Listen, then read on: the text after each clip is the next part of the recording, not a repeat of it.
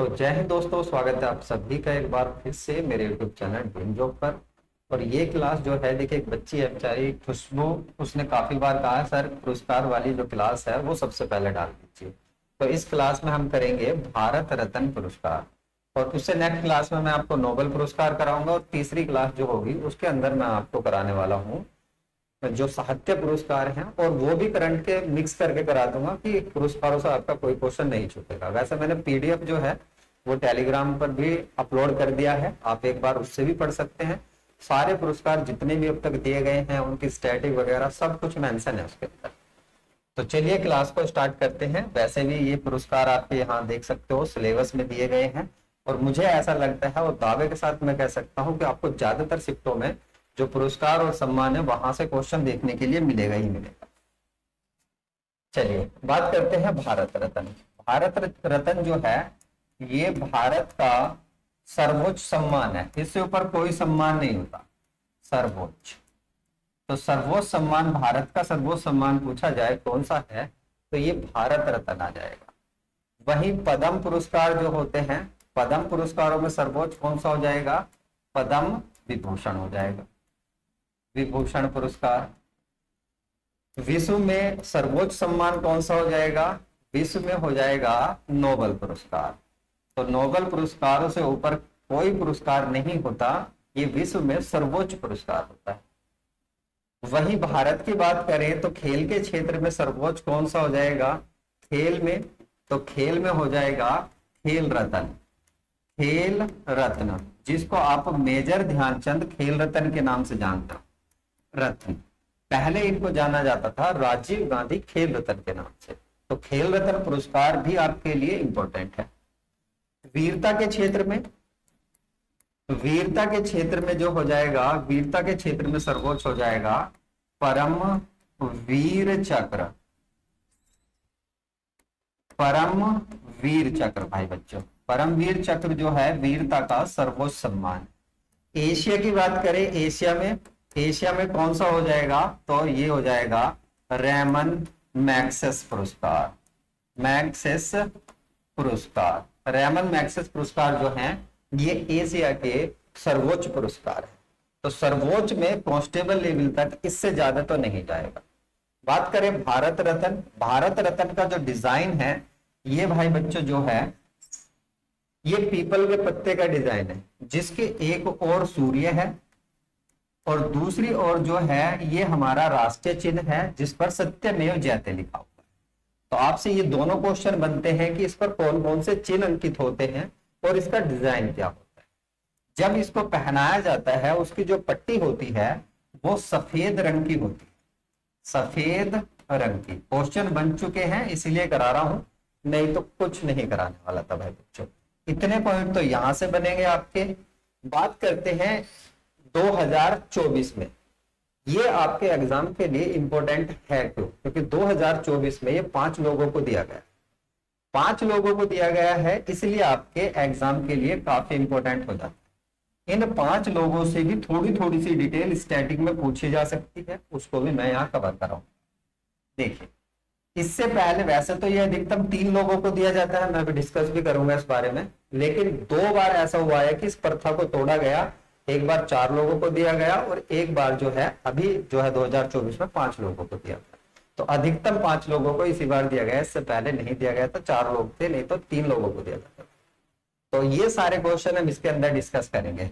इनसे क्या क्या पॉइंट और बना सकता है, तो आपसे पूछ सकता है कि ये कौन से स्टेट से बिलोंग करते थे, ये कौन सी जगह से बिलोंग करते थे। जैसे कर्पूरी ठाकुर जो है बिहार के रहने वाले थे और बिहार के मुख्यमंत्री भी रहे।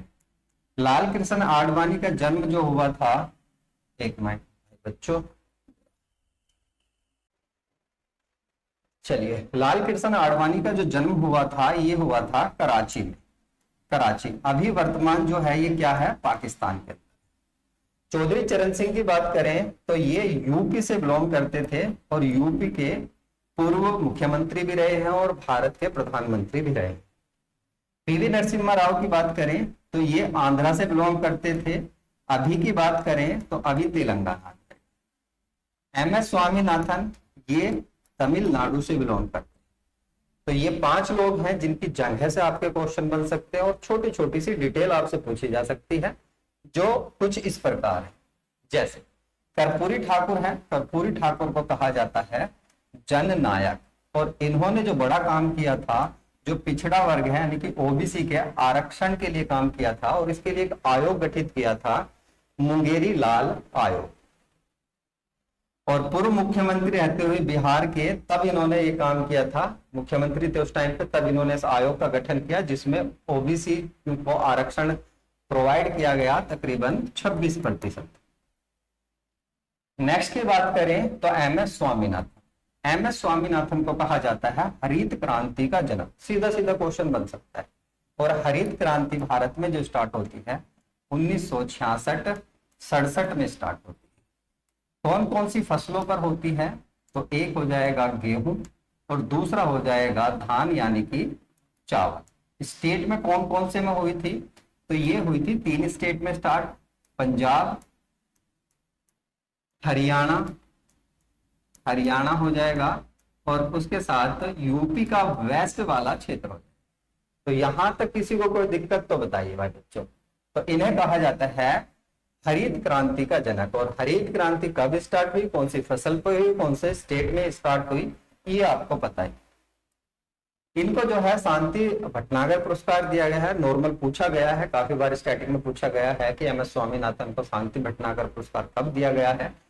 1961 में। हालांकि इतना डीप नहीं जाना चाहिए, जिस टाइप का कांस्टेबल लेवल का एग्जाम है तो इतना डीप नहीं जाएगा, लेकिन फिर भी आप एक बार थोड़ा सा रिवीजन कर लीजिए। यदि ऑप्शन आए 4 तो आप आराम से क्वेश्चन को बना लो। 1971 यानी कि इसके 10 साल बाद ही रेमन मैग्सेसे से, ये इंपॉर्टेंट है क्योंकि इस बार जो है इन्हें ये दिया गया, भारत रत्न दिया गया है। तो भारत रत्न देने के कारण ही क्या होगा, इनसे ये भी पूछा जा सकता है एग्जाम में, भाई आपसे ये भी पूछा जा सकता है एग्जाम में कि रेमन मैग्सेसे ने कब दिया गया था। ये आपसे नहीं पूछेगा, पद्म विभूषण भी नहीं पूछेगा, यहां तक नहीं जाएगा, बहुत डीप एग्जाम हो जाएगा। ऐसा खेल जो है खेलती है एसएससी, ऐसा खेल खेलती है कि ज्यादा डीप बना देगी। पद्म विभूषण, भूषण ये ज्यादा पूछती है। नरसिम्हा राव की बात करते हैं। पीवी नरसिम्हा राव जो हैं भारत की विदेश नीति के लिए जाने जाते हैं, विदेश नीति के जनक भी कह सकते हो। और इसके लिए एक इन्होंने मॉडल स्टार्ट किया था, ये था LPG, लिबरलाइजेशन, प्राइवेटाइजेशन और ग्लोबलाइजेशन। इसीलिए इनको उदारीकरण का जनक भी कहा जाता है। तो उदारीकरण के जनक भारत में कौन है? यह है पीवी नरसिम्हा राव। और उदारीकरण भारत में कब स्टार्ट हुआ था? 1991 ईस्वी में हुआ था। ये 9वें प्रधानमंत्री रहे हैं। इंपोर्टेंट है इनका टर्म, कब ये प्रधानमंत्री रहे हैं और इनका टाइम पीरियड 91 से लेकर 96 तक ये भारत के प्रधानमंत्री रहे। उसके साथ साथ इनकी एक बहुत बड़ी उपलब्धि है पंचायती राज व्यवस्था और शहरी क्षेत्रों को संवैधानिक दर्जा दिलवाना 73वें और 74वें संविधान संशोधन के तहत। और पंचायती राज दिवस कब मनाया जाता है? तो 24 अप्रैल को मनाया जाता है पंचायती राज दिवस। पंचायती राज, और कब दिया गया था? 1993 ईस्वी में ये दर्जा प्राप्त हुआ था पंचायत। शहरी क्षेत्रों को 74वें संविधान संशोधन के तहत संवैधानिक दर्जा प्राप्त हुआ है। और 33% का जो आरक्षण है वो महिलाओं को आरक्षित है इसी संविधान संशोधन के तहत, ग्राम पंचायत और शहरी क्षेत्रों में, नगरीय क्षेत्रों में। इसीलिए इनको उदारीकरण का जनक कहा जाता है। ये सभी पॉइंट इनसे पूछे जा सकते हैं। चौधरी चरण सिंह जी की बात करें तो चौधरी चरण सिंह जी जो हैं ये 5वें प्रधानमंत्री रहे हैं। टाइम पीरियड रहा है 1979 से लेकर 80 तक। और ये ऐसे प्रधानमंत्री रहे हैं जो एक भी संसद का सत्र जिन्होंने हैंडल नहीं किया। उत्तर प्रदेश के पूर्व मुख्यमंत्री भी रहे। किसानों के हितों के लिए जाने जाते हैं, इसीलिए 23 दिसंबर को मनाया जाता है किसान दिवस। किसान दिवस पूछे किस दिन मनाया जाता है? दिवस। तो ये मनाया जाता है 23 दिसंबर को। 1992 में जब भारत आजाद हुआ था और कॉन्स्टिट्यूशन लागू होने लगा था, 1991-92 तक जमींदारी प्रथा का उन्मूलन करना था, तो उत्तर प्रदेश के अंदर जमींदारी जो उन्मूलन प्रथा है उसको खत्म करने के लिए भी उत्तर प्रदेश में इन्होंने नेतृत्व किया, उत्तर प्रदेश का नेतृत्व किया था। बात करें लाल कृष्ण आडवाणी, इनके बारे में मैं पहले ही बता चुका हूं। ये जो थे कराची से बिलोंग करते थे और 7वें उप प्रधानमंत्री रहे हैं 1999 से 2004 तक। पूछा जाएगा, मुश्किल है पूछा जाना, हाँ कराची से पूछा जा सकता है। पद्म विभूषण इनका पूछा जा सकता है क्योंकि इनके नाम कोई ज्यादा खास उपलब्धि नहीं। उसके बाद इनकी 2 इंपोर्टेंट पुस्तक, एक दृष्टिकोण और मेरा देश मेरा लाइफ, जिसको इंग्लिश में कई बार पूछ लेता है, माई कंट्री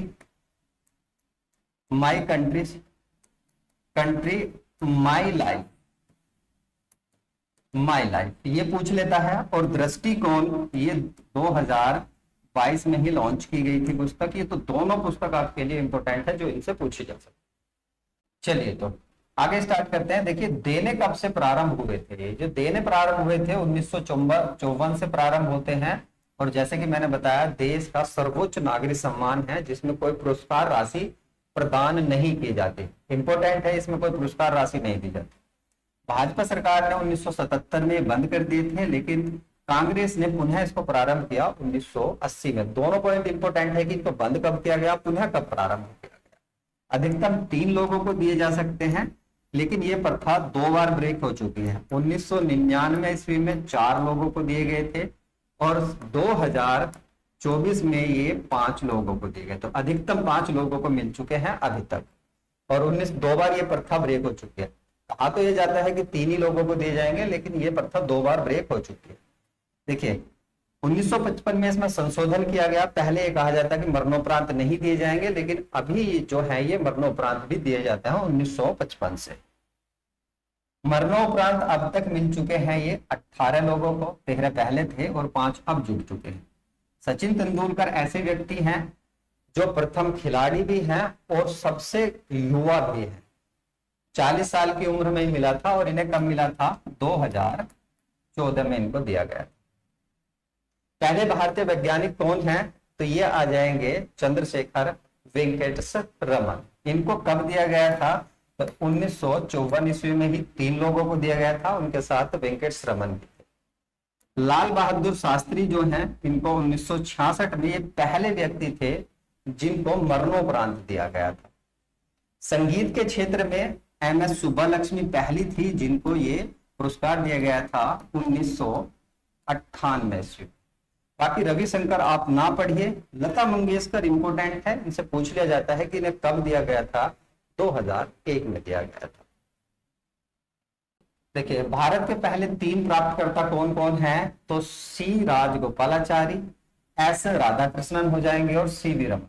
सबसे पहले की नाम मिला था, तो पहले जो मिला था सबसे पहले स्टेज पे जो लेने गए थे, एक ही सर में एक ही दिन दिए गए थे। C राजगोपालाचारी को सबसे पहले मिला था। ठीक है भाई बच्चों।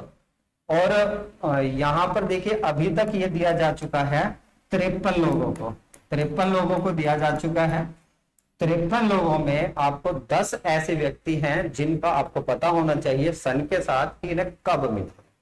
तो जैसे यहाँ पर पंडित जवाहरलाल नेहरू, ये हो जाएंगे प्रथम PM यानी कि प्रधानमंत्री हो जाएंगे जिनको प्रथम प्रधानमंत्री के रूप में भारत रत्न दिया गया 1955 ईस्वी में।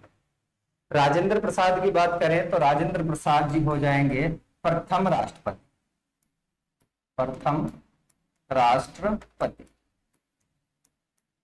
प्रथम राष्ट्रपति रहे। जाकिर हुसैन को दिया गया था, ये उपराष्ट्रपति रहे हैं तो 1963 ईस्वी में। इंदिरा गांधी हो जाएंगी प्रथम महिला हो गई। मदर टेरेसा जो है देखिए ये इनको 1980 में मिला। खान अब्दुल गफ्फार खान ये पहले गैर भारतीय हो जाएंगे यानी कि विदेशी हो जाएंगे। विदेशी कौन हो जाएंगे? प्रथम विदेशी हो गए। भीमराव अंबेडकर जी को 1990 में दिया गया। नेल्सन मंडेला दूसरे गैर भारतीय हो जाएंगे। राजीव गांधी 1991 में दिया जा चुका है। उसके बाद APJ अब्दुल कलाम इंपोर्टेंट है, बार बार पूछा जाता है कि इन्हें कब दिया गया था भारत रत्न? 1996। अमर्त्य सेन ये शास्त्री हैं, इनको 1999 में दिया गया था। इससे पहले इनकी उपलब्धि थी अर्थशास्त्र के क्षेत्र में, शास्त्र के क्षेत्र में नोबेल पुरस्कार, तो नोबेल पुरस्कार दिया गया था 1998 ईस्वी। तो पहले भारतीय थे जिन्हें अर्थशास्त्र के क्षेत्र में नोबेल पुरस्कार। तो ये सारी चीजें मैंने यहाँ पर भी मेंशन की है, जैसे भारत रत्न पाने वाले दूसरे विदेशी, भारत रत्न पाने वाले पहले व्यक्ति जिन्हें मरणोपरांत मिला। तो ये सब आप डेट के साथ यहाँ से पढ़ सकते हो। 2014 में सचिन तेंदुलकर को मिला, सबसे कम उम्र के हैं। तो उम्मीद करता हूं कि ये जो सारी चीजें हैं आपकी अब तक तो समझ में आई होंगी बहुत अच्छे से। ठीक है, ये मैंने वही चीज आपको बताई है, इसके अंदर नोट करके दे दिया ताकि आपको भविष्य में भी इस पीडीएफ की जरूरत पड़े किसी एग्जाम के लिए, तो आपको ये सभी चीजें याद रहे। तो भारत रत्न जो है इसमें ये कहा गया था केवल 3 लोगों को दिया जा सकता है, लेकिन 1999 में और 2024 में ये प्रथा को तोड़ा गया। अभी 5 लोगों को, उससे पहले 4 लोगों को दिया जा चुका था। तो उम्मीद करता हूं कि ये क्लास आपके बहुत अच्छे से समझ में आई होगी, आपको पसंद भी आई होगी। दूसरी क्लास जस्ट इसके बाद ही मैं डाल दूंगा, जो होगी भाई ये जो नोबेल पुरस्कार हैं, नोबेल पुरस्कारों को हम उसमें कवर करेंगे और बहुत अच्छे से इसी तरह से कवर करेंगे। तो मिलता हूं नेक्स्ट वीडियो में। उससे पहले मैं आपको बता दूं इसका पीडीएफ मेरे टेलीग्राम पर मिल जाएगा, मैंने अपलोड करा दिया है। ठीक है, और चैनल पर आप नए हैं तो चैनल को एक बार सब्सक्राइब कर दें, लाइक कर दें और शेयर जरूर कर दें और कमेंट छोड़ के जाएं कि क्लास आपको कैसी लगी, इतना जरूर बता दें।